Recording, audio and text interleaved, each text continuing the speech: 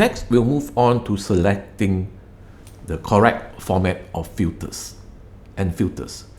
So there are different databases, certain databases that you can use, and they include PubMed, OVID MEDLINE, and ScienceDirect. So what we're going to do is we're going to set up your import filters.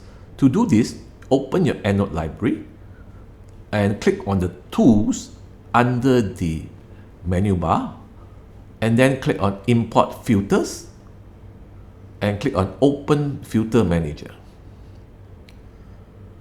In the filter manager tab, you can see different type of EndNote filter for different journal. And what you want is you want to click on Medline,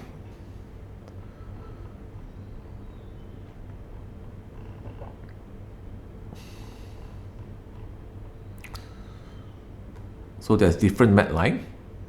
So we click on Medline EBSCO. Alright, and then we OVID.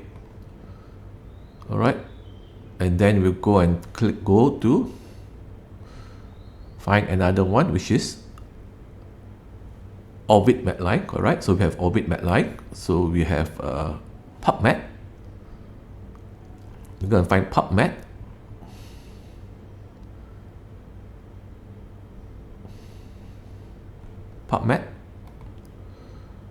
Alright, and also PubMed Central. And then we are going to look at ScienceDirect.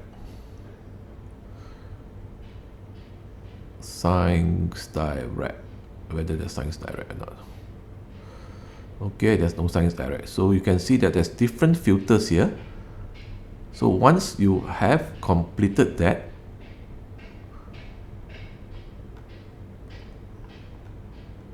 then you would just close it.